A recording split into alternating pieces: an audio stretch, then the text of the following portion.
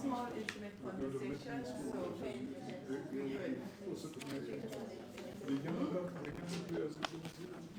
Including my son. What's that? Audio is now on for you. What's that? yes. So the audio is on for you as well, yeah? Sudokus. You'll be fine. And it's a small group. In here. Forget about the fact that you're live. Is there a link? Hello. How are you? Not too badly, not too bad.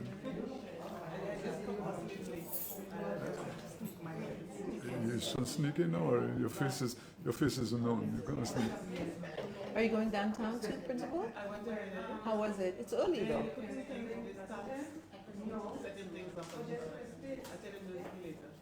You know that we're sharing a place with, I think, Event St. Lucia. Yeah. Some promotion for the jazz. Yeah. So they bring in their music performance. Lord.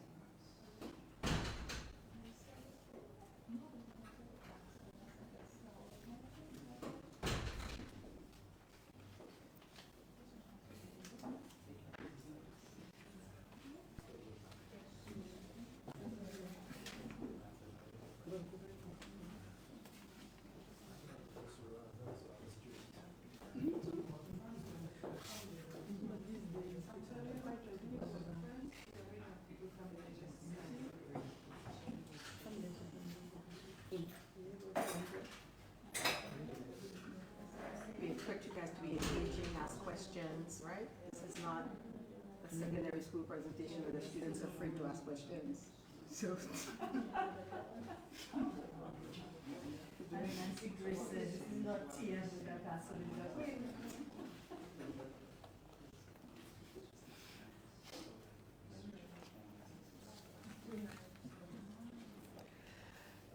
Good morning, everyone.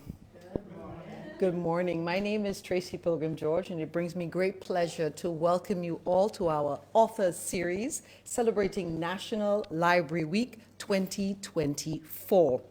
And we're here at the Derek Walcott Library, named after our esteemed Nobel Laureate for Literature.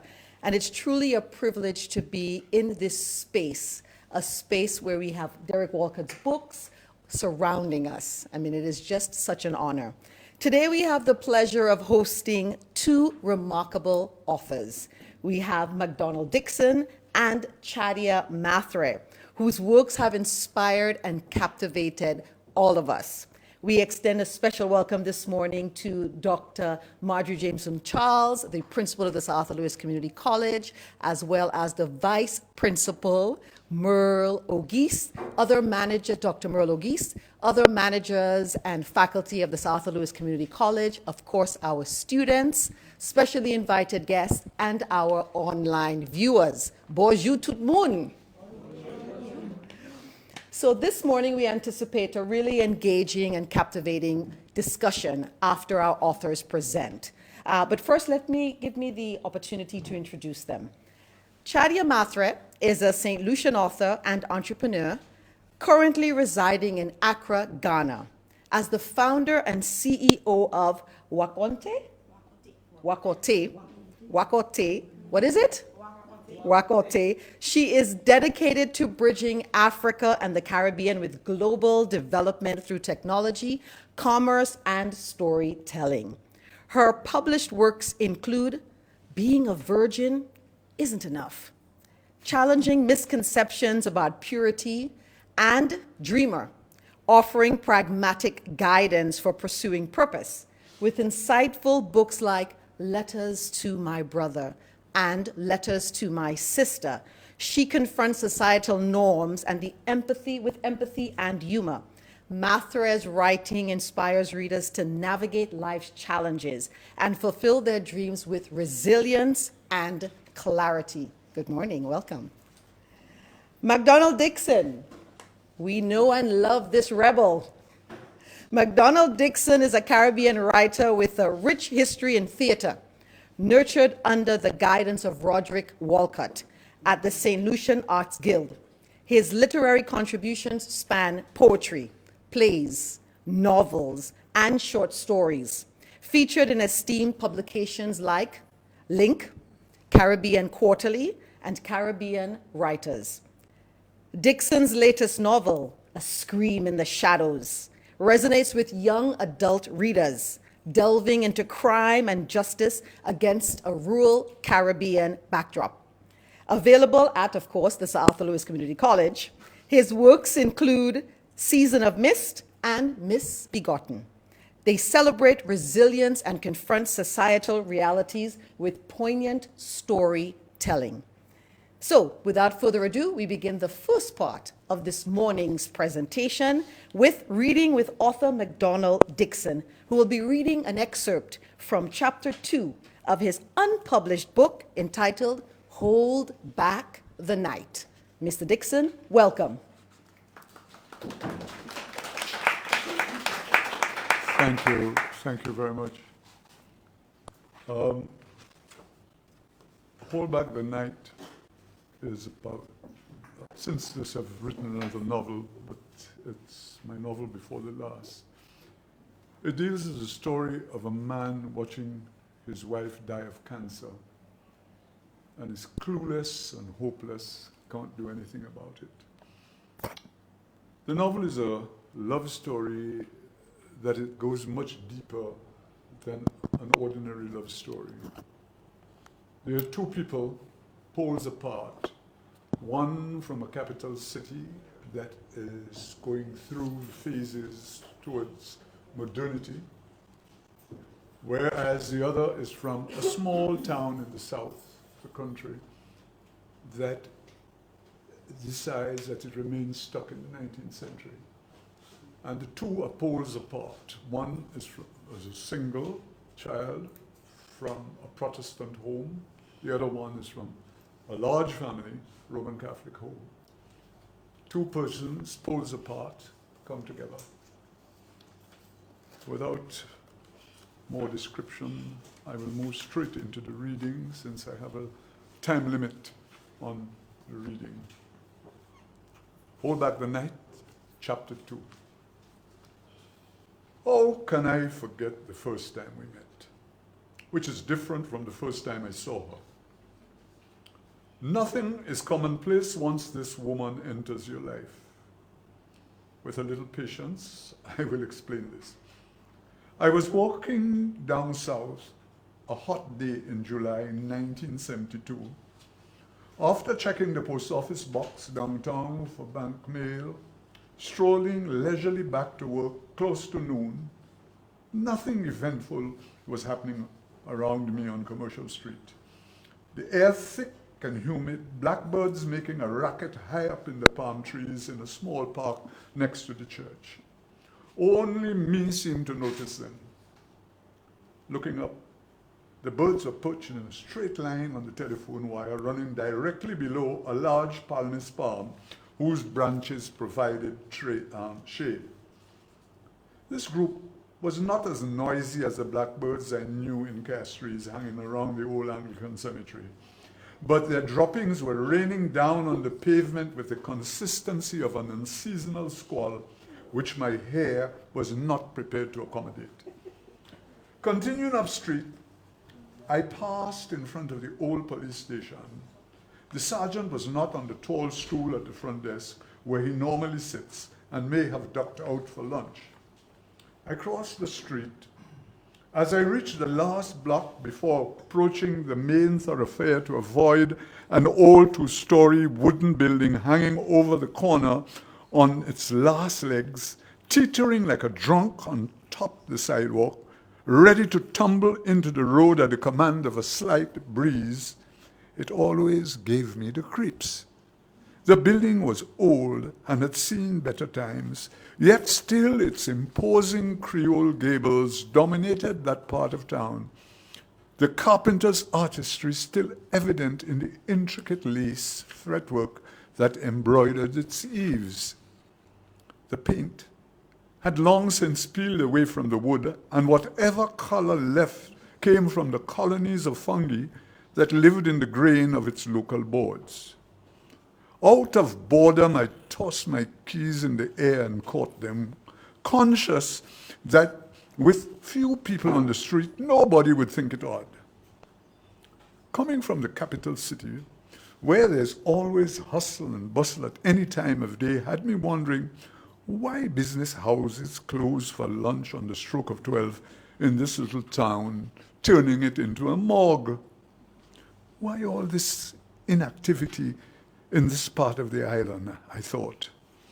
But my mind was too relaxed to wait for answers. A slim figure rounded the corner, walking briskly towards me. Her curly afro and broad, air-splitting smile caught my attention. "Hi," shamefaced, I grinned. "Hi," she replied, slowing down her pace a little, more from good manners than anything else. "I didn't quite catch your name," I said, staring into a pair of almond brown eyes, the kind I seldom see and had not seen in a very long time. "I never said," she replied, still smiling. "But you can say, 'I'm Michael.'" I stretched out my hand to shake hers. She pouted her lips, sucked her teeth, and muttered, "Just so." Shrugging her shoulders, and without as much as giving me a second look, moved on and hurried down street. I watched her go and pondered, "That's a real feisty one." That chance meeting was filed away for future reference. August came and went. Friends and acquaintances returned from their annual holidays and were busy organizing home parties on weekends to reorient with the real world of work and relieve the boredom that came from not being at the office for the month. As a habit, several of us from the capital who worked in the South left the town on weekends for Castries, returning early on Monday morning. This allowed me an opportunity to let off steam after a week trapped in a pressure cooker job like bank officer. Up to September, I was not in a proper frame of mind, having broken up with my girlfriend of 5 years earlier in the year, who for some inexplicable reason wanted to relocate to New York. We had gone there the year before on vacation, and somehow she never forgot the bargains on street corners and the closing down sales, allowing the Big Apple to firmly implant itself in her head. The night before she left, I told her I could not commit to a long-range relationship, and she cried, hiccuping at an abnormal pace that got me vexed and caused me to lose my cool. "I hate tearful partings," I said, and walked away.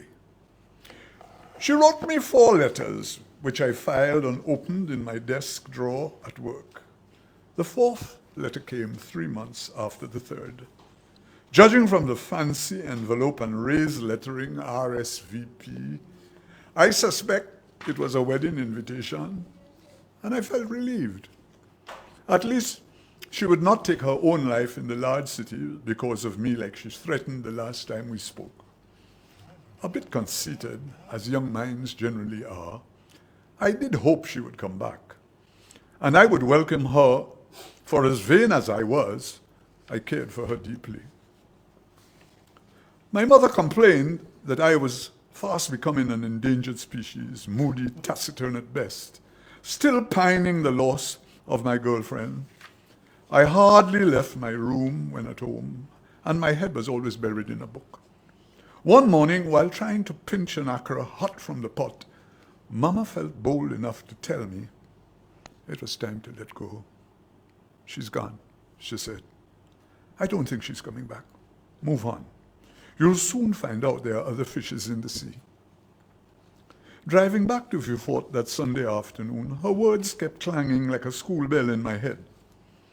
A week after, there was a party at my next-door neighbor, an old friend from Castries. He was happily married with a 3-year-old daughter, a chubby deer. It was supposed to be a cook-up, and on the menu was green figs and the catch of the day. I made a monetary contribution. No way you can get me to stain my clothes peeling green figs or stoking fire under a boiling pot to come out there smelling like a smoked ham.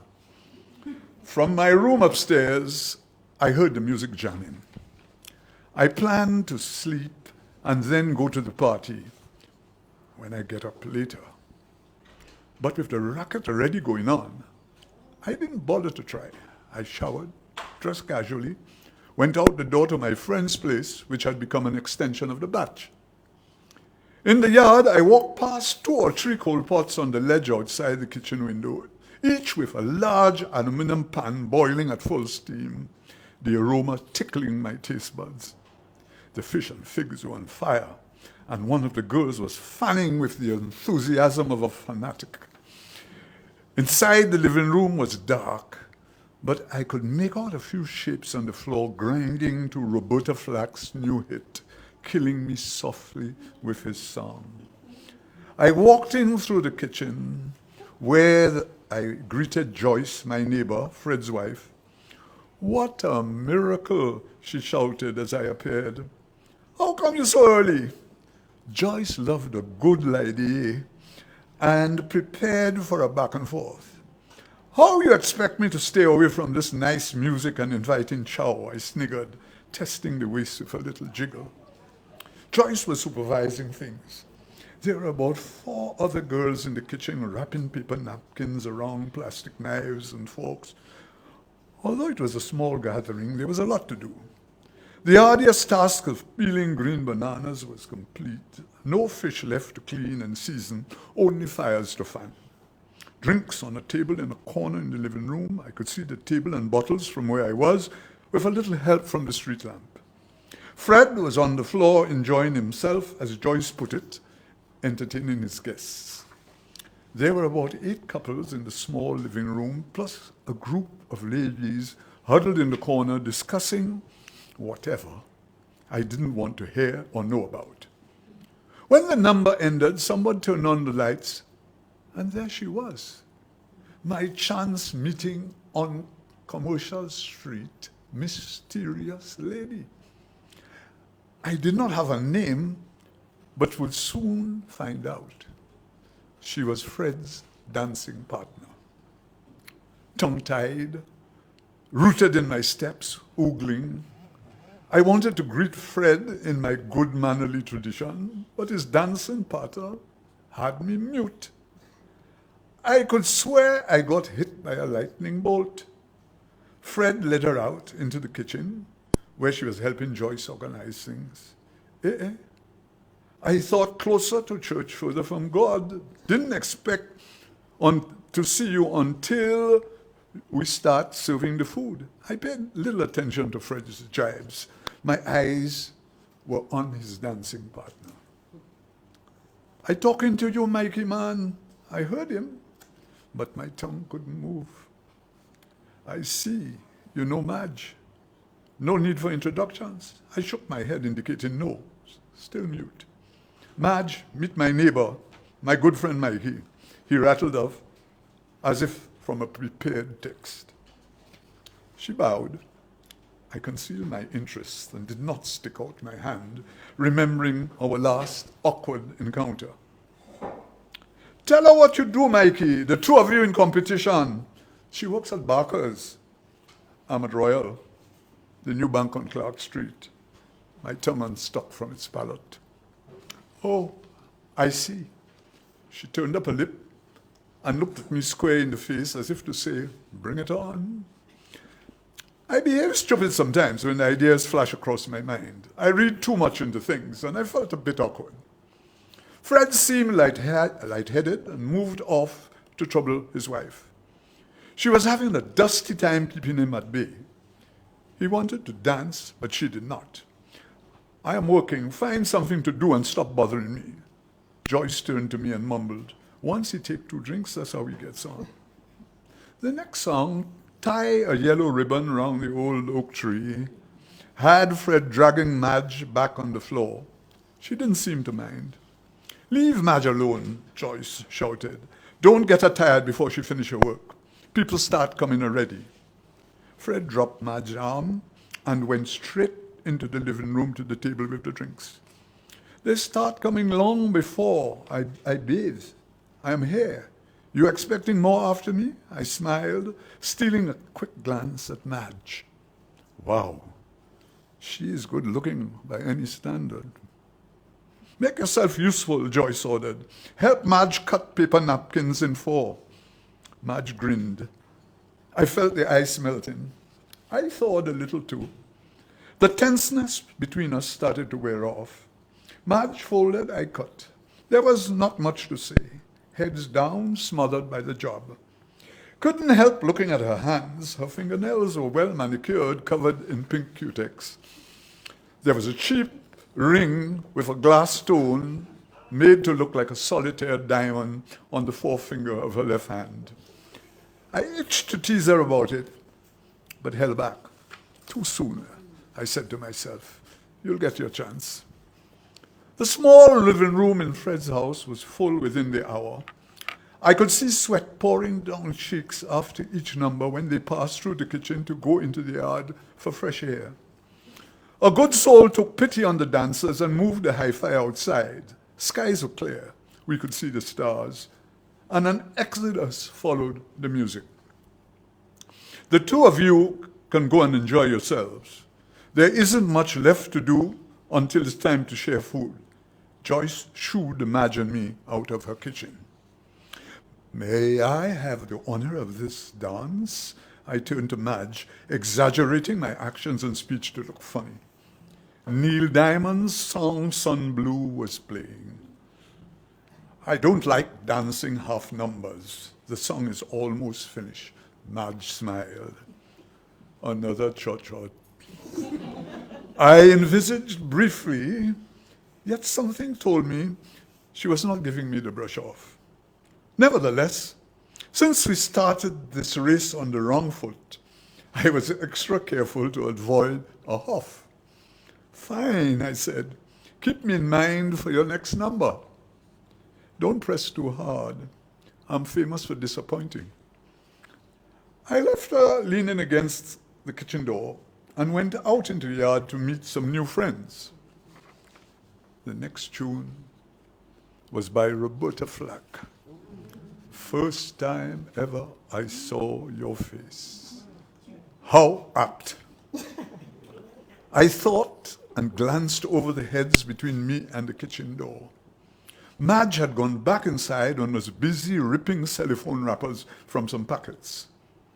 Panting, breathless, I stepped forward. May I?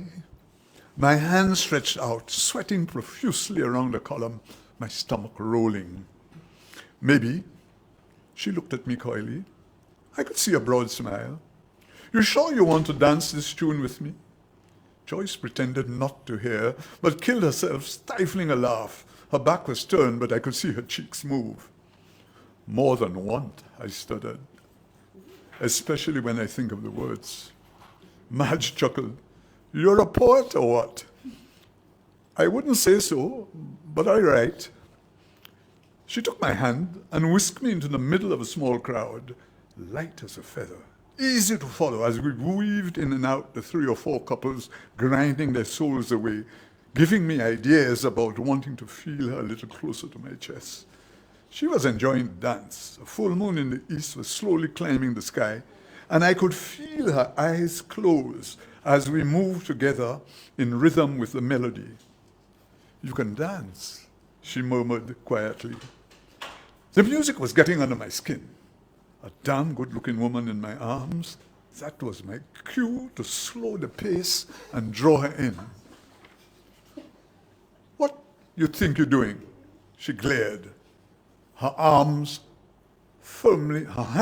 firmly planted on my chest. Dancing? I looked down, trying to get her to continue, but she stiffened like a dead body upright on the floor while the world continued to spin around us. Up to this day, I swear it was an accident when my hands brushed against her breasts. And she flew into a rage, pushed me, and walked back to the kitchen. Embarrassed, my pride shattered, thinking that everyone saw. I couldn't take my eyes off the ground. I wrapped my little tail between my legs and edged away in search of Fred. There were not many individuals around I knew well enough to relate my troubles. So my one consolation was a straight Scotch. Many tongues would be wagging the next day, each with some version of my demise. In the kitchen, I got a glimpse of Madge making herself busy, placing plastic knives and forks already wrapped together in paper plates, whilst chatting with Joyce, who was laughing her head off and making comments in between. Fred was in conversation with some guys. One of them from Castries worked with customs. I drew him aside and told him I was going back to the batch to let Joyce know. Ladies and gentlemen, MacDonald Dixon, excerpt from chapter 2 of his unpublished book, Hold Back the Night. Now, those of you who are online would not be able to see the smiles of the audience here at the Derek Walcott Library. I mean, we could visualize this. And I think that when it comes to romance and love stories, it is something that always touches us. There's also a Marge in the room that I saw grinning throughout. Not sure if she was remembering her own love story, but she certainly looked like she enjoyed this reading. So we begin with some questions from the audience. I mean, I have my own questions to ask because I'm very, very curious as to, how it is that one can use, because the words that are used, some of the vocabulary is very specific to St. Lucia.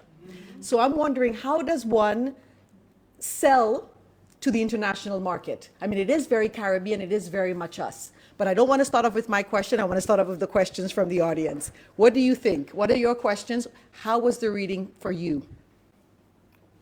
And of course, the questions are not specific to the excerpt. It could be generally in terms of writing, his writing. One of the things that came to mind while listening is he's got to make an audible. You know, there's nothing like listening to the author himself read. Yes, we have a question. Yes, sir. Come up. You need to use the mic. Yes. I believe that the audience can agree that it was a very personal reading, that you felt like you were with the characters as people themselves, like you were in the room. And as you had mentioned, his latest novel, Scream in the Shadows, is also which I have read, which is also very personal when you see the perspectives.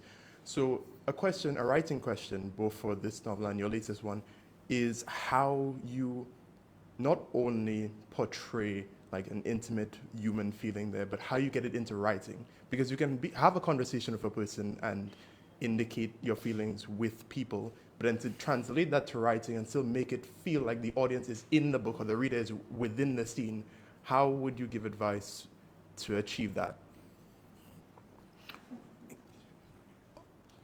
First of all, you begin by reading. Reading helps you to write. Now, it may sound ridiculous, it may sound roundabout. I can still remember as a youngster, now I grew up like most colonial kids, being fed the classics. I would have read Oliver Twist, I would have read David Copperfield, and whatever. But there was one thing that always struck me was the Dickens' ability to talk the language of the small man on the street. And when I got older, in fact, I forced my mother's hand to become a member of the library so I can go upstairs because I was too young to go upstairs. I was about 11 or 12. So my mother became a member of the library and I would be able to go upstairs and borrow books.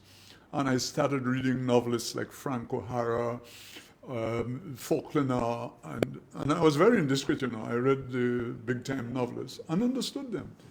I read Lady Chatterley's Lover when I was 12, and I understood the language of Mellors. Well, I mean, we were matured before our time. But one of the first things to have ever struck me was when I discovered 25 poems at the back of a shelf in the college's library. And I picked it up and I started reading this thing. And I was shocked because every metaphor, every image in it, I knew. I knew Castries when I read A City's Death by Fire. When I read This Island is Heaven Away from the Dust-Blown Blood of Cities, I said, but this is how I feel.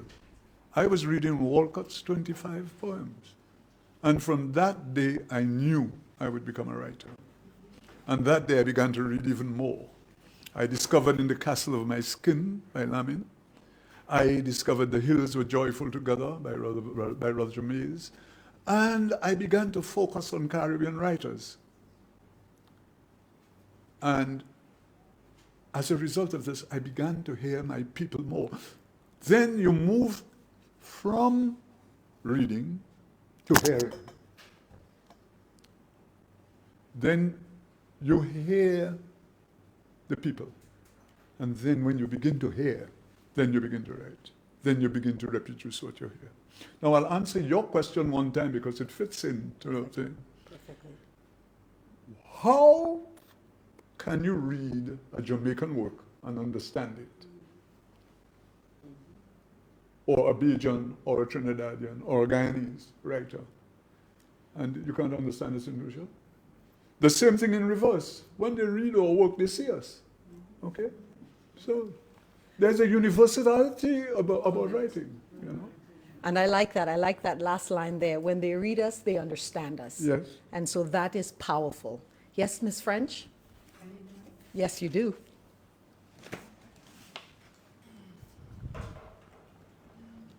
Thank you for that reading, McDonald. Thank you. This is written in the first person, which is a very intimate type of writing. So how do you go about deciding if you're going to do a first person point of view or a third person point of view? Because someone else could have written this in the third person 100%, but you chose to do first person. And so did the story tell you? Because sometimes when I'm writing, the story tells me what it wants, or did you impose upon it that you wanted it to be first person? How did that work for you? I don't think that I study these things when I'm writing. What happens to me is that the idea comes, though if there's research attached to it, I then immediately go into research and put my notes down. And then I begin to flesh out the plot line, the story, and thing.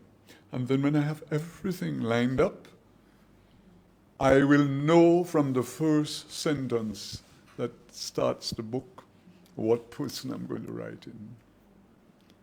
Now, there's a very thin red line between the first and the third, as you know. Because you can have a first person writing with 2 points of view, where one is in the third person, describing the person who is going to tell the story. Because the person, when you write in the first person, you have restrictions, and that the narrator cannot describe himself. So you as a writer must find techniques to do it. Now, I am not normally a first person writer. If you read Season of Mist, Misbegotten, in fact, my first 3 novels are written in the third person. The first major work that I've ever written in the first person, well, some of my poems are in the first person, but the first major work remains A Scream in the Shadows. And then there's this, and then there's the other novel which I just completed, the Green Hills Are Calling. I just finished it. That's a story that deals with the transition from sugarcane to bananas and set in the Roseau and cul-de-sac valleys. It's in the first person. It's being told by an 80-year-old woman who comes back to England to claim a piece of her family land for her to put her retirement home, and find that they steal the land during LRTP. So this is a story I heard so often when I was in the bank, so I had to tell it. So it's a composite of many personalities. Okay. How has your background in theater, you think, influenced your writing? Very much, because I think I'm one that don't believe in gifts and things. I think that you acquire skills through life. There's this superstition about you're born with gifts and so on. I don't believe that. I think that certain instincts are more acute than others, and if you can train those instincts, you can tap in on them. I think that I was born with the instinct of observation. I observe things, and I'm also a very good listener, believe it or not. I listen to conversations, and as a result of listening, I hear. And it's very easy to motivate all 5 senses, and once you can motivate all 5 senses, you then mobilize them, and you send them into battle. Okay? Yeah. Any other questions from our audience members? I really enjoyed the way in which you described the blackbirds on the, and it's so vivid, and it reminded me. You're from Vieux-Fort? No, it used to happen in Castries, remember? Yeah, the Anglican Cemetery. That's Right, right. there you go, there you go. And it's so vivid when you described it, and that came from memory. Or Yeah. is that something right? That's from memory. That's from memory. Even in Vieux-Fort, I still Yeah, remember, so it's- outside the church there, these blackbirds, you had to be putting your hand on your head, or else they give you an extra shampoo. Yes, yes, yes.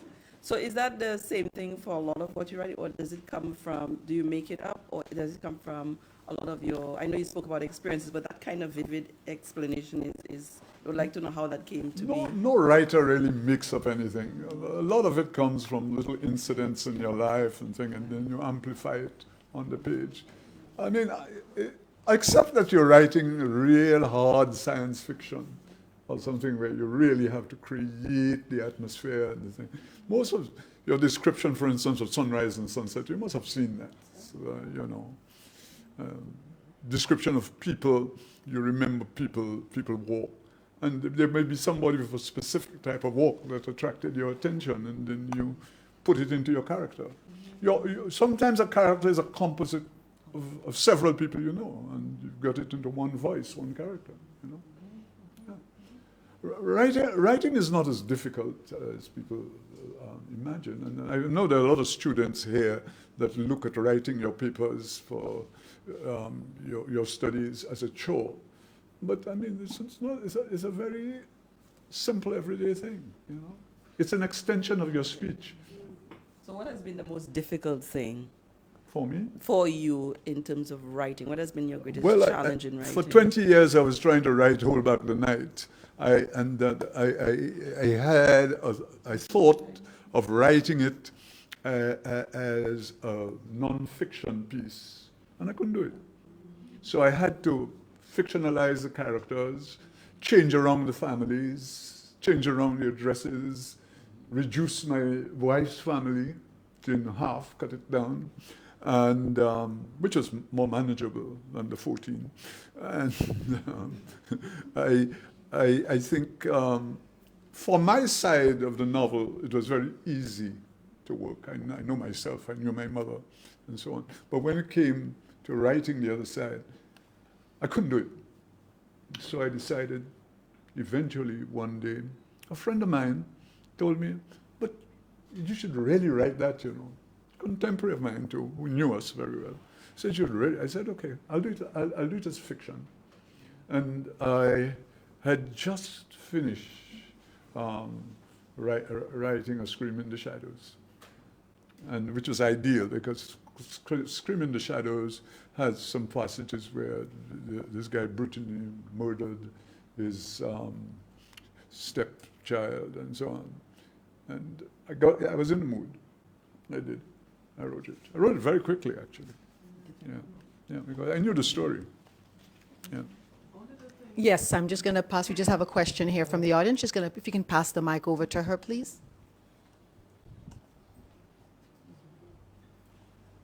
Very, very interesting. One of the things that really got to me was, I'm from the South, I'm from Beaufort. I know. And I know the whole story. And you know the family. And I know the family, and I also know your mother because your mother used to give me things. So I was able to follow the story in my mind's eye. And I say, good, this is so fantastic. Because I guess I know the story, I was able to just walk it with him. And I kept saying, wow, this is beautiful. That's just, I didn't have a question, just a comment. Yeah. But I would like to see somebody who did not hear the story now to counter you. Yeah. Yeah. I don't think there's a counter. I think that those of us who don't know the story were able to appreciate the story, understand the story, and feel the story, and be part of the story. And for me, I think one of the things that also resonated was the choice of songs. You know, Killing Me Softly. But that's a period song. Yeah, very period. But you still had to be selective on the because there were so many songs. Those are the songs that were played. Yes, those are the songs that were playing. But these are also timeless songs. Yeah. You know, so that was fantastic. We have a question from one of our students. I wanted to comment on your writing because, well, I wanted to say it's a really revolutionary thing that you are doing. I started. You sure? I know. Do you read? Do you read a lot? Yes, I read a lot of West So Indian. but you're making me sound unique. There are a lot of us, you know. I doing know. that. Huh? You know that? I know. Okay. But from the West Indian lit I've read, romance hasn't really been a common genre. From a lot of the books that I've read. Neither is crime. Yes, neither is crime. But you get a lot of tragedy. You get a lot of sad stories. And a lot of the books are always from an older person retelling things that have happened in their lives. Yeah, that's usually what you get. But you don't get a lot of romance. And I find it really comforting that we have romance writers writing romance stories that people from the Caribbean can relate to. And what you were saying about when you found the 25 poems and you felt seen, I read West Indian Lit mostly. I think I only read West Indian Lit at the moment because I do feel seen when I read it. The things that I read and the descriptions that I see, I have those experiences, like I've lived that life, I've heard the birds, I've seen the flowers in the book, I've met those personalities before, and it kind of makes you think, like when you read books, colonial books, these people also feel like this, but we never felt like that. It feels more like you're looking into a painting rather than you have been in the painting yourself. So, Very good. yes. So I do feel like it's a really good thing that you're doing, putting forward a lot of genres that we don't necessarily see in Caribbean literature, like crime, romance, etc. What I wanted to ask was, you said the novel you just finished writing is from the perspective of an 80-year-old woman, and I wanted to ask you, how do you make the personality authentic? Because you are not an 80-year-old woman. And for you to, for a writer to write a character, for a writer to write a person, a life that they have not experienced is not a necessarily easy thing, because a lot of writers put their own experiences into their characters. A lot of the characters in their stories are patchworks from people they have met. So I wanted to know how you managed to make a character that you haven't been real, feel like a real person. Well, you haven't read the novel yet, so you wouldn't know if I was successful. First of all, what is your name? Faith. Faith? I must congratulate you for your very mature analysis, you know. I don't often hear this coming from young people. And I think that you're on the right path, all right? At least people like me can go and sleep now and know that the future is in good hands, you know? Yes, now let me answer your question. I actually patterned her after my mother, who died at 96. And I lived long enough with my mother to know the little mannerisms and the little idiosyncrasies that 80-year-old and 80-year-old above women have. But what makes it more complex is that the 80-year-old woman flashes back to the young woman. So there's actually dialogue with her when she's going to St. Joseph's Convent as a young woman. She won a scholarship from the Valley, and she went to convent, you know. But then she preferred to speak in the vernacular, but there were times when she broke back. And this is the difficult part in the novel, that novel, is to keep the two and to keep them sincere. That is where I have to work on. I'm still not satisfied with it, you know. I've sent it to Jane to read, actually, but she hasn't got time for it yet. No, you have to point me to exactly where it is on my phone. Yeah, okay, all right. So it's still in its infancy. The jury is still out on that one. But don't worry, I accept criticisms and I work on them, okay? Yep. Yeah, I'd like to just take this opportunity to welcome Mrs. Jane King Hippolyte and her husband, Kendall Hippolyte. Yeah, Ken, mother, you missed the reading, man. It was fantastic. But I was glad. I was glad. I don't think we would mind another reading, you know. No. Very much appreciated that. Another question from the audience? Yes, you do, for our online viewers. Thank you. MacD said something to answer your question that I wanted to echo. He said he gave it to Jane to read. That's what we do as writers. When you write, particularly for me, I'm not a man of any age, but I'm always concerned about my male characters. And I look for my male friends to read it for me and to tell me if what I have written down is something that a man of that particular age would do. So you need the feedback from other people as well. So that's how sometimes you would try to address an experience that you are not familiar with. You try and, I have written about, I had a character who was a professional woman in a wheelchair. I've never been in a wheelchair. I went out and I found someone, had them look at it for me and tell me if what I had captured was authentic. So that's one of the ways you address that. All right, we'd like to take this opportunity once again to thank you so much for your reading and, of course, for giving us some insights into your writing. And I would like to reiterate, you need to do an audible. Your voice, your background in theater makes it phenomenal. And I think that the being read to, we all like to be read to, and we all like to listen to the author because he knows or she knows exactly the feeling that she wants the audience to experience. As a PR person, you will make the arrangements so we can get the finance. Okay. All right, we move on to part 2 of this morning's author series. Conversation with author Chadia Mathurin. She will be presenting on the writing process and the business of publishing.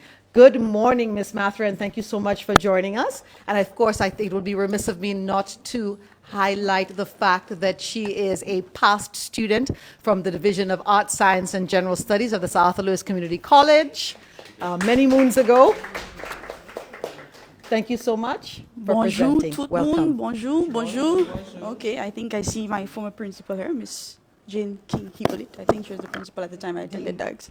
The dean, yeah, she was the dean at the time of DAGS. And Miss Jacobs, of course, my former comms teacher. A very tough act to follow, for I am an accidental author, not as prolific as Mr. Dixon. And it's very ironic that I'm speaking on the business of publishing. And I met Mr. Dixon in January at the Nobel laureate lecture, and he offered me the privilege of probably publishing Hold Back the Night. So it was really nice hearing it read out loud. So my name is Chadia Mathurin. I am from the People's Republic of Labrie, currently resident in Accra, Ghana. I own a publishing house called Wakote Books, and we publish exclusively Caribbean and African authors. In 2017, we launched the publishing house.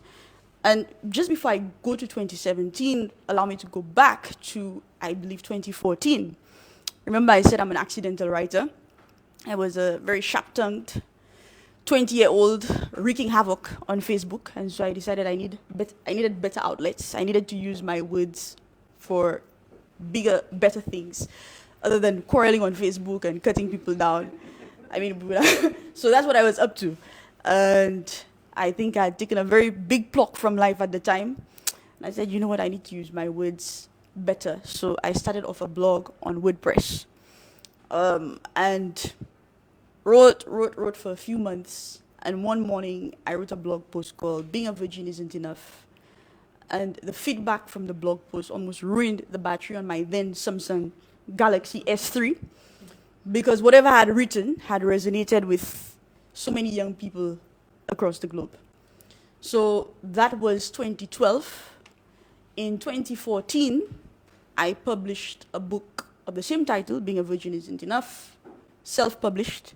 At that time, Create Space was what we used on Amazon. So those of you who are interested in doing your own publishing, Amazon has a platform. You just pop your stuff up and they publish for you. I mean, I can go into more details.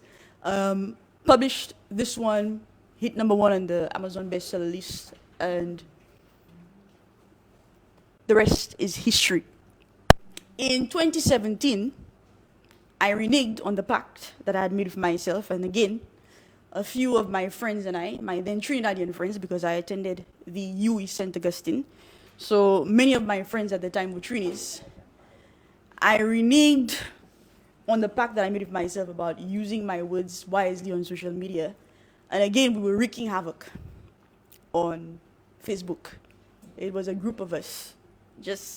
But it was serious activism. We were dealing with a lot of issues, religious issues, social issues, at the time, the murder rate as it concerns domestic violence, men killing women in Trinidad, it was just off the charts. So our commentary pretty much spanned everything. And I was like, you know what? I think we're prolific enough to write about this, not just on Facebook, but we can put it in a book. And that's how we launched Wakote Books with the latest project, a group of young Caribbean authors pretty much addressing social, relational, economic, religious issues. And we were very keen on using our local palace. So I loved hearing Mr. Dixon's use of chot-chot. Just the use of the local palace. It's something that I encourage. And Miss Pilgrim George, she asked a very interesting question earlier. She asked, how do they understand what we write? And I remember one of our writers, Leal Aline Bain, former hallmate of mine and one of the authors on the latest project, she in particular had used a lot of Trini Palace in her work. And someone commented, oh, you should explain what this and this means. And my response was, when we read Ebonics, we take it upon ourselves. So I don't know how many of you read Ebonics or you know what Ebonics is. We read Ebonics, we read books like Our Eyes Were Watching God by Zora Neale Hurston, and we've taken the initiative to go and find out what certain things mean. And I expect for those people who are given the privilege to peer into our lives to do the same. One of the things that I tell my authors all the time is that we do not ponder. What our stories are rich enough, they are valuable. And so we can use our own palace. And in the same way we make the effort to peer into the lives of others, they can do the same for us.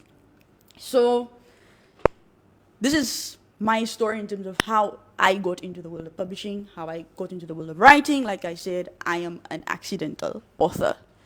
And so we have young people here. I actually know two of the students here, Sham and Faith.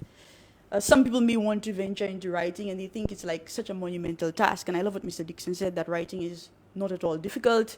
It is an extension of your speech. It's an extension of your thought life.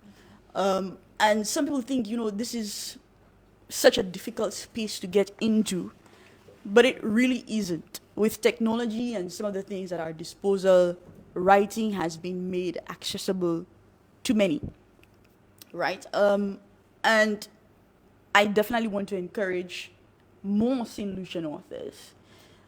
We have fantastic storytellers. I mean, our society, our culture is one of storytelling. We're fantastic. If I start to think about stories from my grandmothers, both of my grandmothers, I mean, it's crazy. We're fantastic storytellers. And so I just want to encourage people that there are outlets for you to be able to pursue writing. And perhaps one of the things that you should probably look into, beyond just getting another writer within our 238 square mile space to write, to look at your writing, you can put the eyes of the globe on your writing. Like I did through a WordPress blog. I have thousands of friends from Kenya that I've never met just from a blog.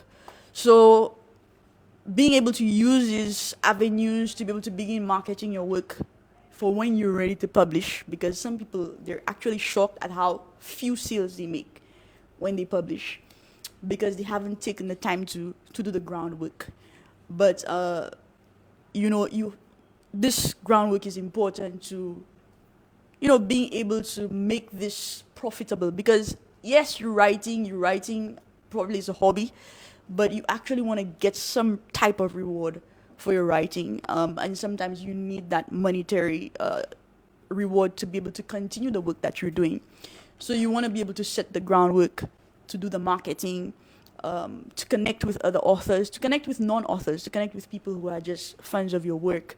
And then, you take it from there. And like I said, there's a lot of stuff that's accessible to you. You can just go to kdp.amazon.com. It takes nothing to set up your account. It takes nothing to upload a book. They will give you the ISBN for free. Everything is free. You just click, as long as the stuff is ready, you click and you publish. And it's free. But what you do with it after it's published is, is really important as well. So this is some feedback, and then now I'm going to try to follow Mr. Dixon's very tough act and read a couple of my letters to my brother and letters to my sister. So, like I said, the Letters Project, we basically provided a platform for young Caribbean authors to address social, relational, economic, political, and religious issues in a bold and transparent manner with a tinge of humor, an embrace of our native palace, and a wealth of wisdom. So I touch on a lot of things in both installments of the letters, and I'm just going to read probably about 3. I don't want to exhaust my time. So I'm going to read a letter from the chapter I Am Woman. Dear woman, we've heard it so often that we've believed it. We heard it so often that we forced generations of womanhood to lose themselves, to erect barriers that purpose did not. We've heard it so often that we've limited womanhood to the scope of becoming a man's wife and someone's mother. Wife and mother. These are some of the beautiful experiences that come with womanhood. They are expressions of womanhood. They are exclusive to the makeup of womanhood, but they are not the chief purpose of womanhood. The chief purpose of womanhood is to reflect God in a way that manhood cannot. The existence of womanhood alongside manhood allows God to be shown in a wholeness that ceased to exist in the one human, the very moment that Adam's rib was removed to form another entity. So, they lied when they told you that the only way that you can be of any value on this earth is by becoming a man's wife or someone's mother. They plain out lied. They lied when they told you that your purpose is found in a man. They lied when they told you that it is God's design for you to simply become what a man desires because you were created for him. You already are woman. You already are woman. Before you are a man's daughter, a man's wife, someone's sister, someone's mother, you are God's child. He knew you even before you were formed in your mother's womb, and formed you, he did. He placed gifts, talents, and desires within you, and they were placed in you for his glory. Don't ever let anyone tell you that you ought not to partake in certain sports or certain jobs because you are a woman. Don't ever let anyone place upon you limitations or differences that are not divine. Play that sport, take that crazy, crazy job. Utilize all the gifts and talents that the Lord has placed within you. Do it because you're a woman. Do it because it's an opportunity for you to reflect the might, power, grace, mercy, and glory of the one who created you. A sister rooting for you.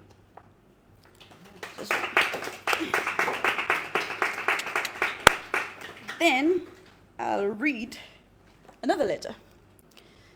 And I think I know a couple of people personally who have passed on from breast cancer. And I guess I'm addressing it to pretty much any woman who has dealt with it. Beautiful sister, they cut off a few of the things which made the woman that you are, or at least what we thought made you woman. Yet, somehow, you're more woman than you've ever been.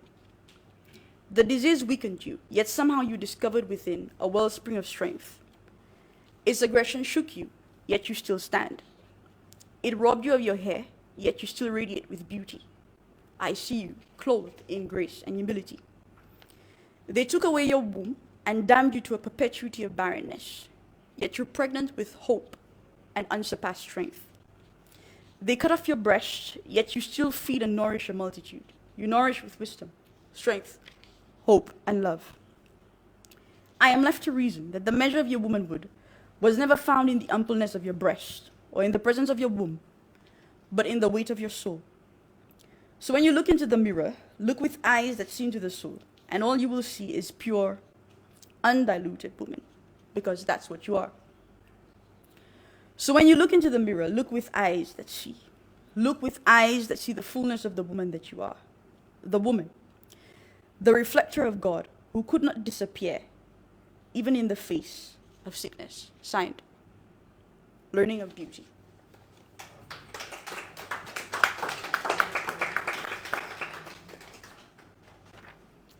This one is for my brothers.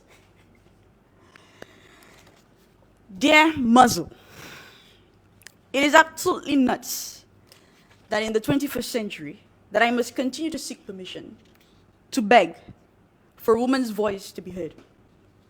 It is ridiculous and backward that in the 21st century I must ask of you not to muffle the woman's voice. But I guess some things never change.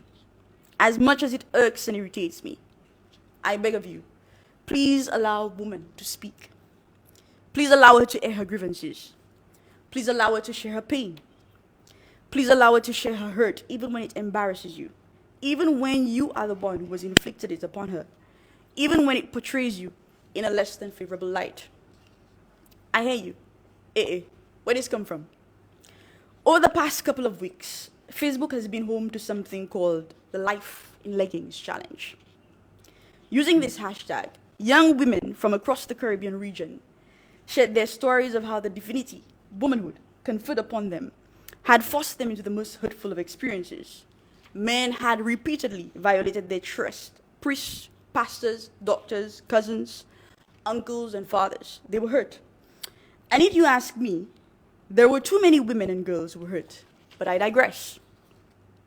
Here we had women and girls who had taken huge steps of courage to share their stories, to let other women know that they were not alone in their pains and struggles. And men took this opportunity to minimize their pain in the name of defending manhood. Not all men are like this. What about when women catcall us? What about when women do this? What about when women do that? Women do it too. Hey. But here what now? Why you so out of timing? Why must it be now? Why must your struggles and pains be articulated in a way that minimizes that women have experienced? What women have experienced?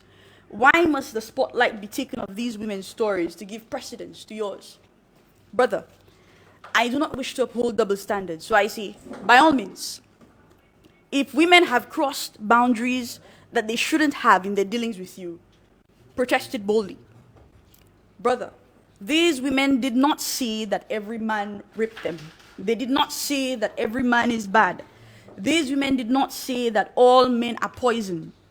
They are sharing with the world how some of our brothers violated them. They are sharing with the world how you have sometimes not understood the negative weight that comes with your actions.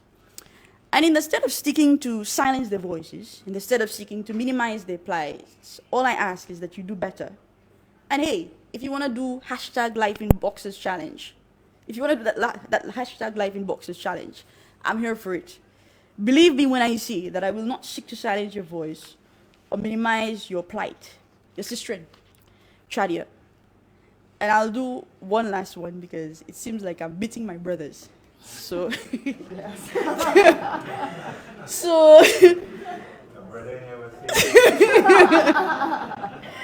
yes, I'll do one last one because it seems like I'm beating my brothers. So I'll do something that's probably a little more encouraging.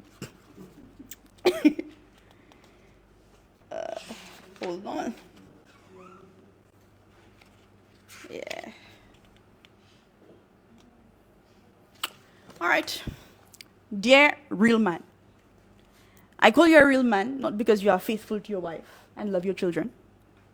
I call you a real man not because you own the brand of loyalty that caused you to sacrifice your freedom and do some time in the joint instead of snitching on your homeboy who actually committed the crime. I call you a real man not because you can dagger real good. I call you a real man not because you have swimmers and have fathered several children. I call you a real man not because the ladies love the D. I call you a real man not because you open doors and pull out chairs. I call you a real man not because of anything you've done. There is nothing that you can do, cannot do, or will not do that will invalidate what you are. Man.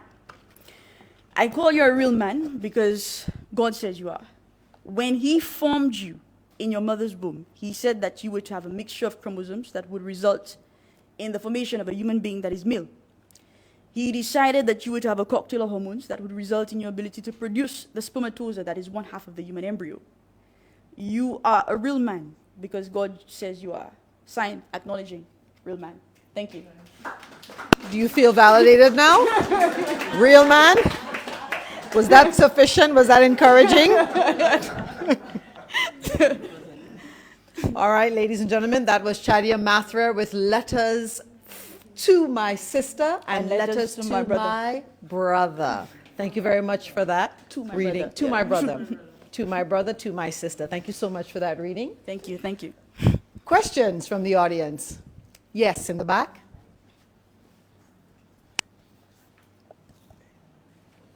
Thank you, Chadia. Very refreshing. Thank you. So how do you balance, because I know you're into the business of publishing, but how do you balance the discipline of writing with the art of writing? So I've started to do some writing, but sometimes I'm not in the mood to write, but my brain is telling me you need to write because, scientifically it's 7 days in a week. You should write maybe half an hour a day, So how do you balance, and Mr. Dixon, if he comes back in time, could probably answer as well. How do you balance that discipline with writing, with that art of writing? When you get into that flow and you could sit for hours and things just pour out of you and your fingers just, do magic on the keyboard, or if you're writing, on a pad with a pen and a writing instrument. How do you do that? So I wouldn't say that I'm the most disciplined writer. I'm a go with the flow person. Like I said, this is not something that I intended to do with my life. I do other things. There are particular schools of thought which say, oh, you need to write an hour a day. If I don't feel like it, I don't do it. I'm just going to be real. If I don't feel like it, I don't do the writing. But in regards to managing a publishing house, I've seen how this can, because I'm publishing my own stuff, then I have the liberty of doing that. But I own a publishing house, and as a traditional publishing house, we take on the responsibility of the marketing, of the printing, and hopefully soon being able to give writers advances, right? And meeting deadlines is important. So if you're a writer who's been taken on by a publishing house, then there has to be some measure of discipline because you probably have to meet certain deadlines.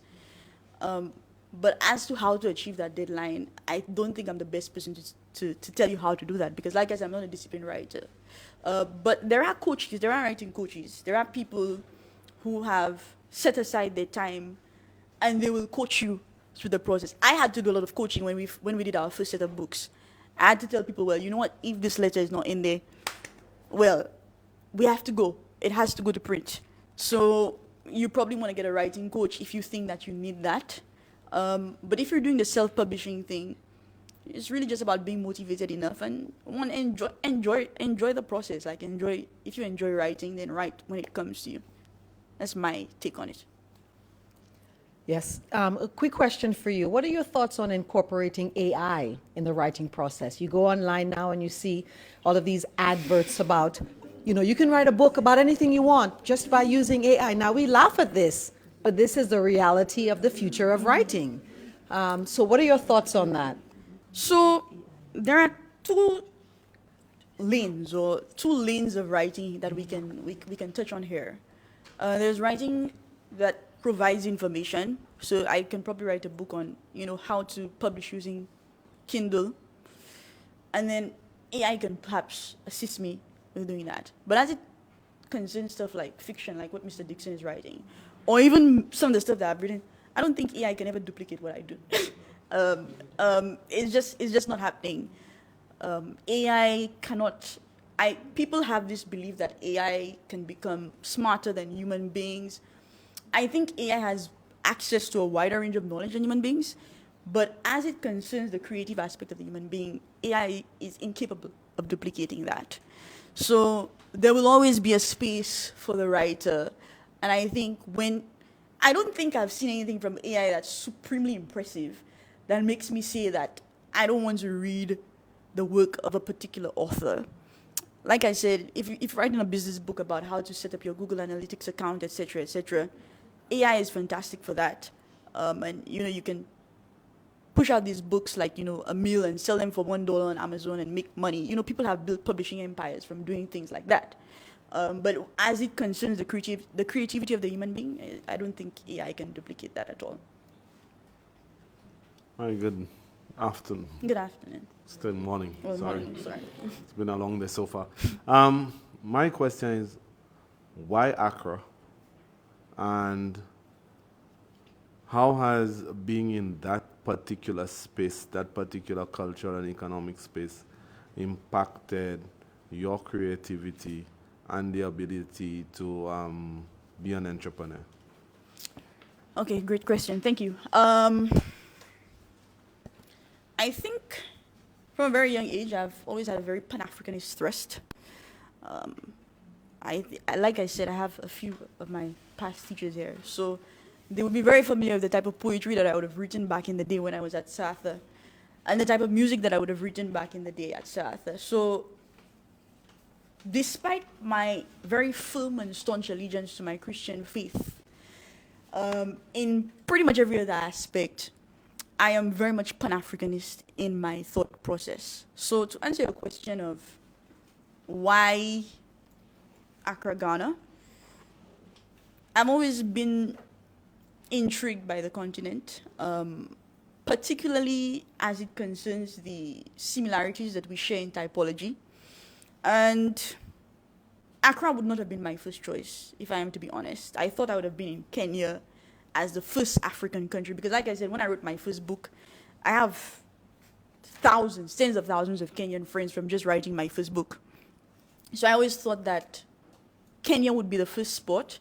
I landed in Accra because even before moving to the continent, I used to write a blog called African Entrepreneur, and I would chronicle the life stories of African entrepreneurs who were doing fantastic things. These were young guys, Forbes 30 under 30, really solving the continent's problems, young guys and young ladies as well. Let me put that in. But they were really just, they were really solving the continent's issues, and I was intrigued. So in 2019, my maternal grandmother, she passed. And I think one of the things that had always kept me at least near the region is the need to be able to take a flight anytime and get home within 4 to 5 hours. So when my grandmother was dying, I was in New York at the time, I was able to take a flight and come home and sit with her before she died. And after she died, I just felt like, wow, I've lost my sense of purpose, because at the time, my goal was like, yo, I'm gonna become a millionaire and I'm just gonna give this woman everything that she's ever dreamed of.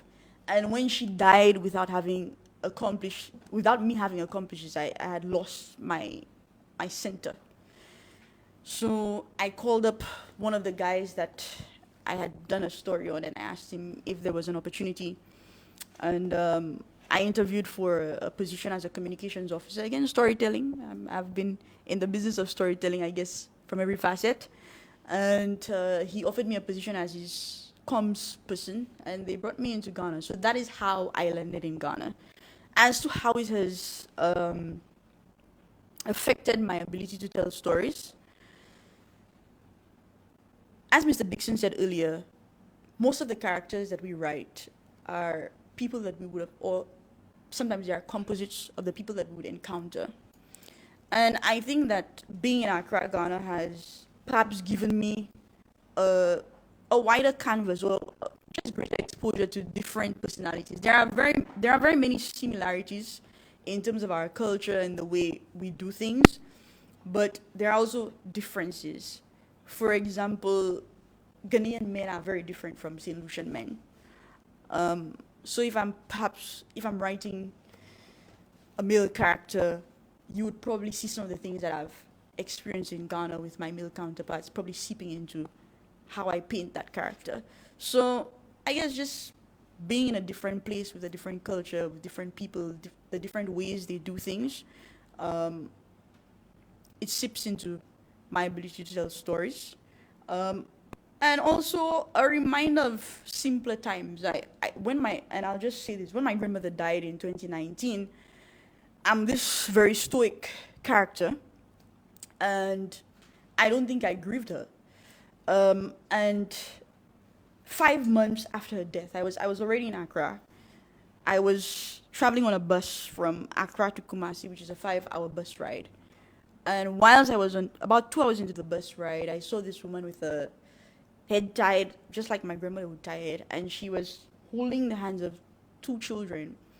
And I literally cried for the remaining 3 hours on the bus, because it just reminded me so deeply of experiences that I would have had. My grandmother picking my sister and I up from school and walking us home. So I think, in a sense, being in Ghana has reminded me of a simpler time in St. Lucia. It's helped my recollection of experiences. So yeah, I hope I was able to answer your question. Very interesting. Yes, we have a few questions in the audience, but I also want to profit the opportunity from my own question. And this one is interesting. I'm a mother of 2 children, and I love to read to my children. I read to them every single night religiously. We love Roald Dahl. We like David Walliams. I also try to introduce them, of course, to Caribbean literature. The Laja Bless, for example, is one of their favorite stories. An Honest Thief. But I find that to find local children's, I know Don French has delved into that genre, has been very difficult from St. Lucia specifically. So this question is not only for you, but for the other writers.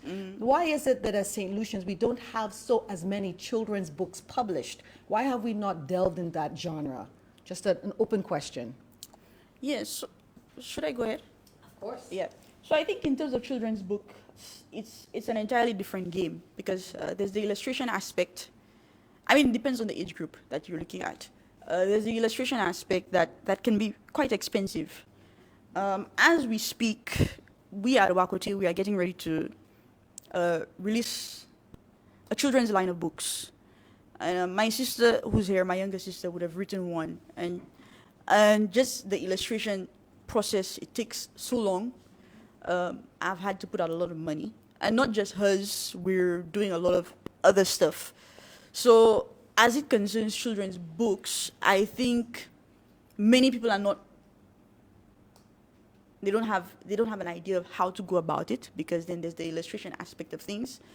And to be quite honest, had I not gotten Ghanaian illustrators, I don't think I would have been able to venture into the space, because they will cut your arm and your leg. You have to sell a kidney and half of your liver to be able to get it done at a very high level within this Caribbean context. So I think the expense and just people not knowing how to navigate the space can be 2 of the reasons as to why we have limited offerings in this space. Yeah. I'll just give a quick opinion on that about why so little children's literature from St. Lucia and from the Caribbean generally. I mean, writers have very, very specific gifts. You know, you're a writer doesn't mean you can write anything. And I really think that writing for children at whatever level, I think it's such a specific talent. I actually think it's rare. I actually think really, really well-written children's books or young people's books that don't talk down to them, but that really capture the way they think and feel and move. I think it's very, very rare. So I think that's one reason. So that out of the way. Chadia. Okay, so I mean, it's clear that gender issues, gender perspectives, and so on, it's a deep source of exploration and so on for you. But you're referring all the time to God as He. Is that an issue? Do you see a possible contradiction? Is it something you ever thought about, have explored, etc.? Yeah, curious. Yeah, I think, as I would have said earlier, that I'm staunchly Pan-Africanist, perhaps excluding my very staunch allegiance to my Christian faith. Do I see the contradictions? Clearly, they exist. But I have had my personal experiences with God. Logically, I probably would be probably agnostic, atheist. I'm quite a reasonable person most times. um, so if I was going along those lines, I probably would be like, okay, yeah, God is she, God is. But I have an allegiance to the God of the Abrahamic faiths, and he is characterized as male.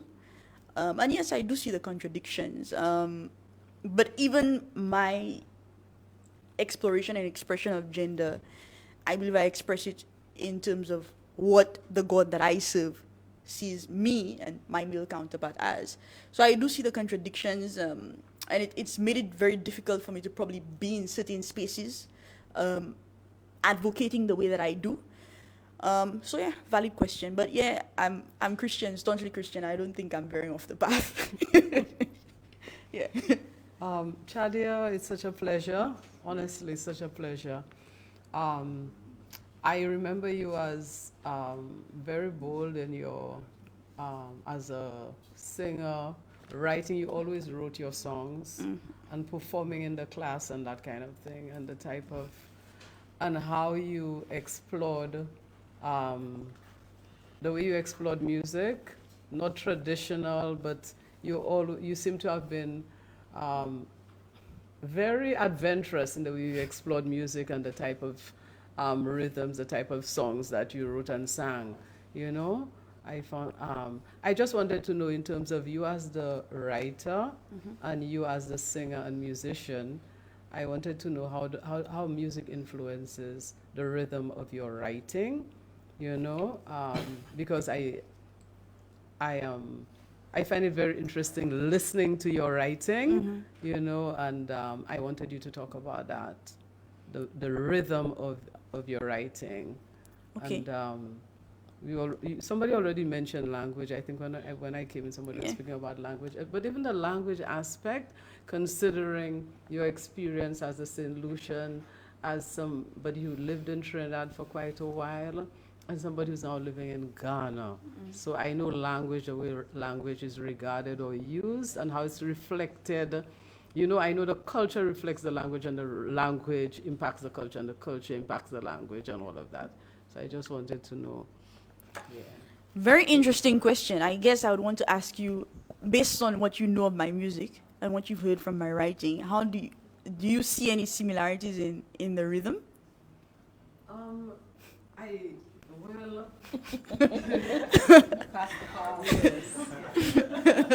yeah.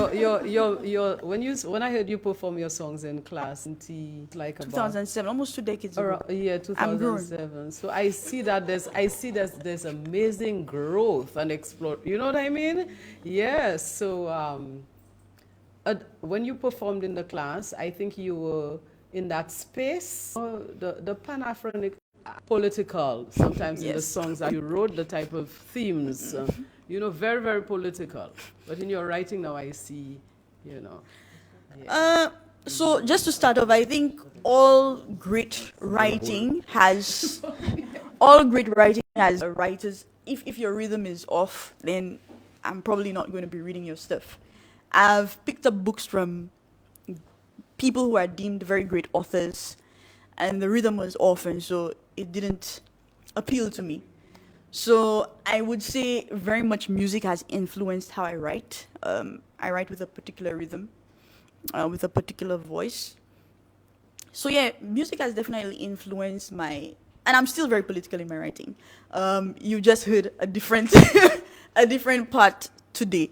I'm multifaceted, and I try to explore all of who I am in my writing. Writing, in a sense, is very much therapeutic for me. So, like I said, I'm trying my hand at fiction, and maybe I'll release fiction, but I'm more like, let's explore who we are as people, using writing to heal, using writing to challenge, using writing to chastise, using writing to encourage. I'm very much, I very much submit to the philosophy that the pen is the sword. So yeah, this is what I use writing for. Yeah. We cannot deny that the Republic of Labrie has produced such renowned St. Lucians, you know, for sure. I'm not quite sure why that is. We'll have to discuss that. The lab, yes, we'll have to discuss that in another forum. And we'll take one more question from Dr. There's another one here as well. We'll take two more because this is a real opportunity here for people to engage the authors and authors talk. So we would like to invite Dr. Fulgence. A mic will be given. Okay, pass the mic.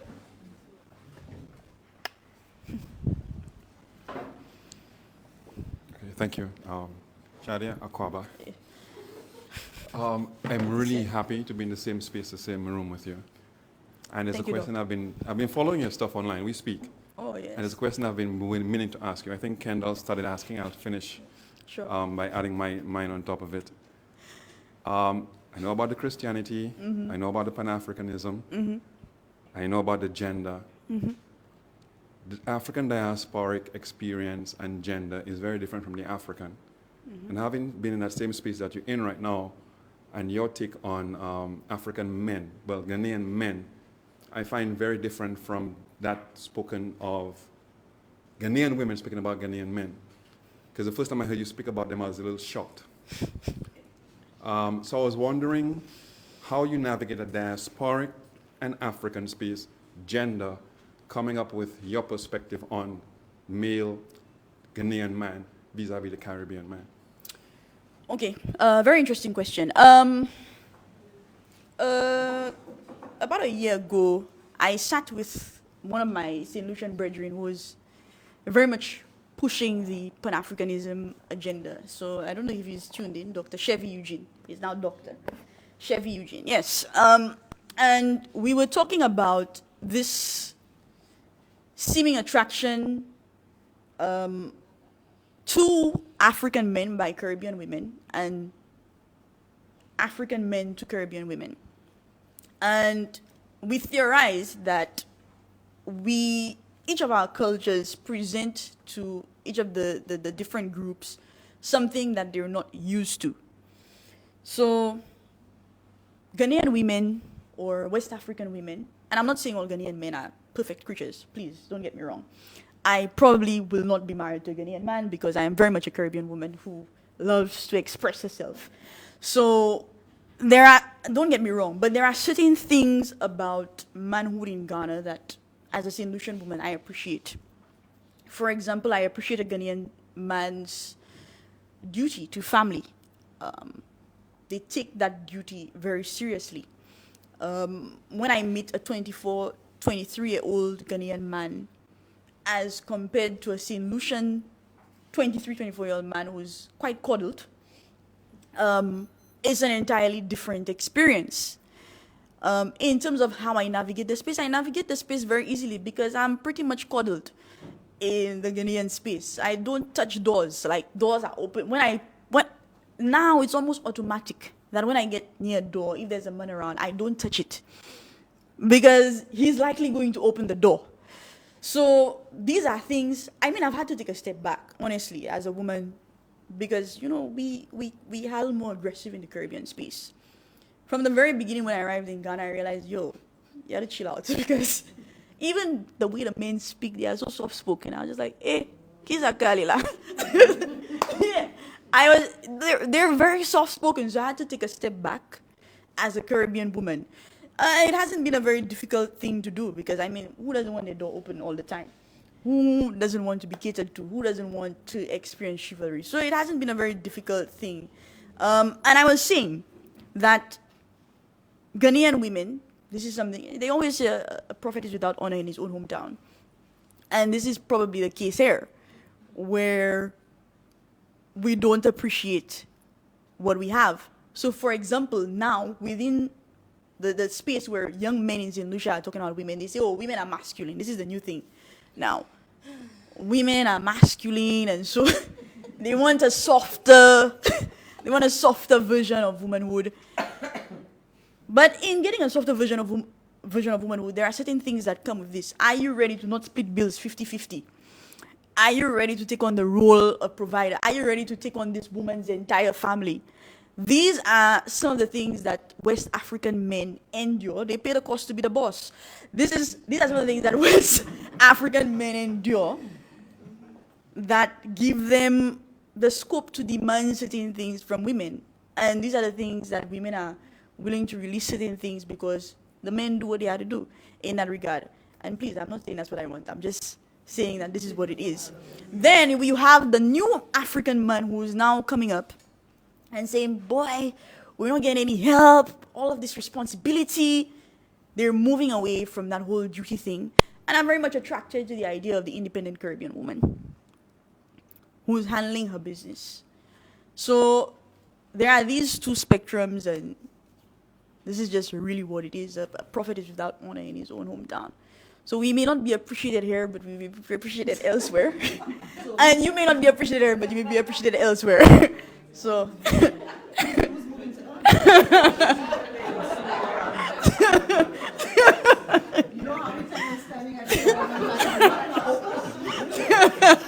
You are all invited. Yeah. So I hope, Doc, I was able to answer your question. And it was actually a mild question. I thought he was going to give me some real pressure because, when he was my lecturer, these were the same types of debates we would be having in class. So I hope I was able to answer your question. Thank you.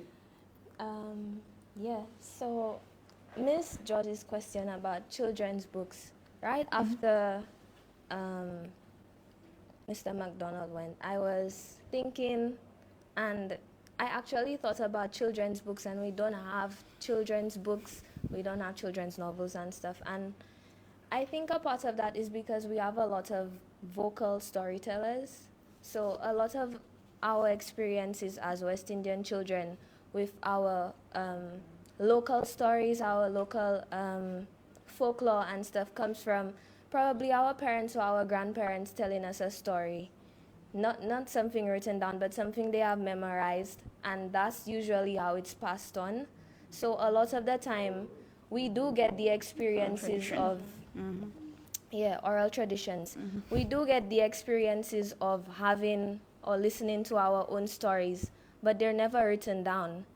And I think because we carry on like that, nobody really sees a purpose in publishing or having it in a book, a physical book, because, when you're a child, you heard a story, you grow up, you tell your child the same story. It never really crosses your mind. So that's probably one of the reasons we don't really have physical copies of children's books. But I don't think it's an excuse as to why we don't have them. Also, when you were reading the letters about women and, gender problems, especially in the Caribbean, and even the letters to my brother also address a lot of women's issues. The men kind of got offended, but I wanted to say that this is still ongoing. Every time a woman opens her mouth, and you literally said, let women express their grievances. Every time a woman expresses her grievance, you get this backlash, or it's like you get a lot of excuses, and you still end up having to coddle them for the very same thing you just asked them to let you talk about. What I wanted to say is, to be woman is not to be good. To be woman is to be a person. When women speak about their problems, we're not asking men or anybody who doesn't subscribe to feminism, or not necessarily feminism, just looking at women as a whole. It's not us saying that we are perfect and we don't deserve the things that are happening to us. It's us saying that we are human and we don't deserve the things that are happening to us. Just because men also have these same experiences is not an excuse for both genders to continue doing these things to each other. And I don't like that so early in the women's liberation movement, somehow a good moral compass got associated with feminism, because women are not asking or preaching, saying that we are perfect. We're just saying that we want to be seen as a whole person.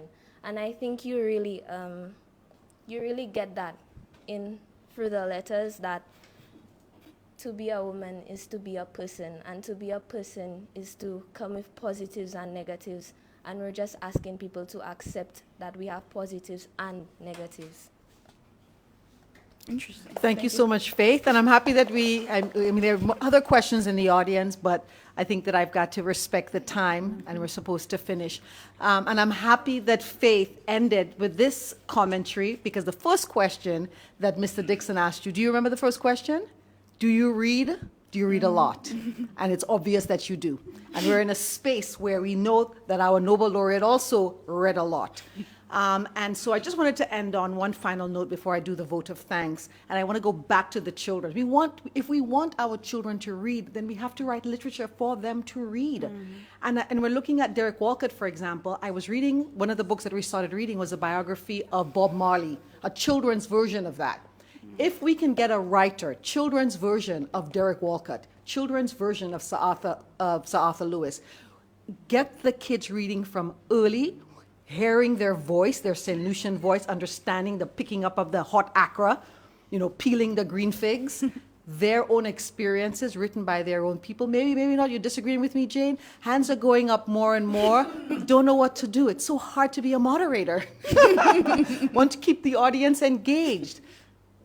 Can I get just 2 more comments? And then that's it. And then that's it. All right. No problem. We'll go to you. We'll go to Jane first, and then we'll pass over to you.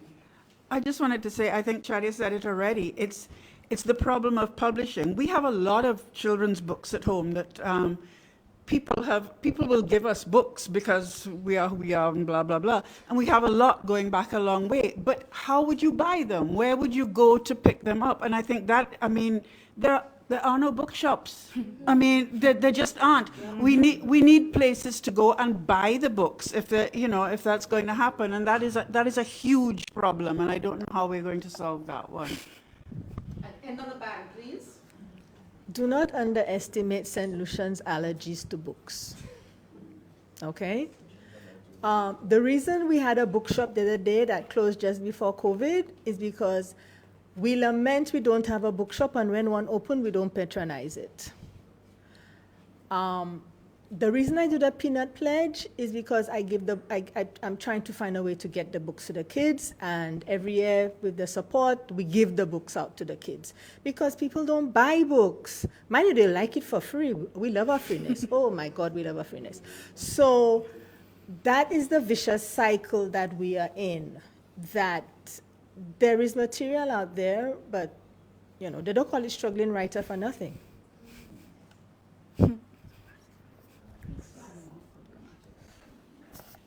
Thank you, thank you, thank you.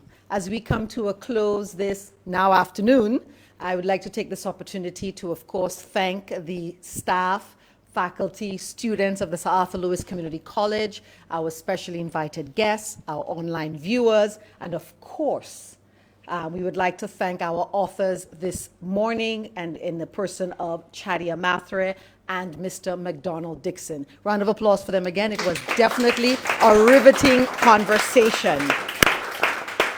Special thank you goes out to the Derek Walcott Library, of course, for providing us with this esteemed venue, and where we have gathered to celebrate literature, creativity, and the enduring power of storytelling.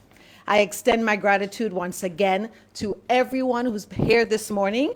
And lastly, I would like to thank the organizing committee, volunteers, and everyone involved in making this event a resounding success.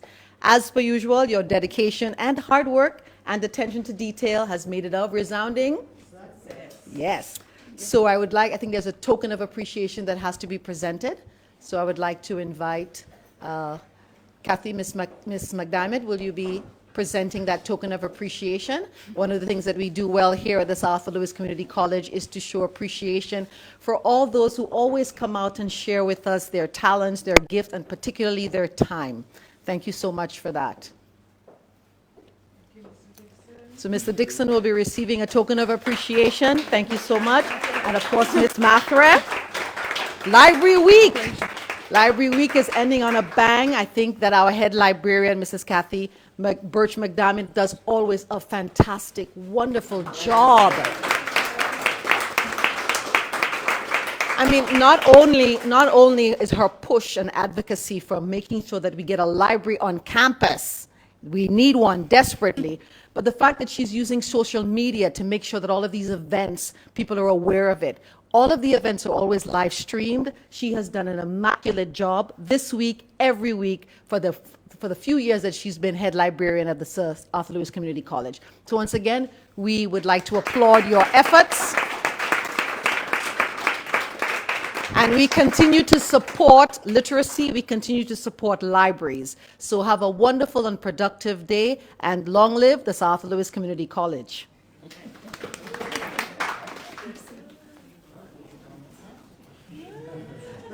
We'd like to also, there's a debate coming on. There's a debate coming on from Library Month, Wednesday from 12 o'clock until 2. And what's the vote? You remember? I know it's Libraries in St. Lucia are antiquated relics no longer relevant. Okay, excellent. So you're all invited, of course. Small fee of $10. No, I'm just kidding. $12 debates as a present. I'm just joking.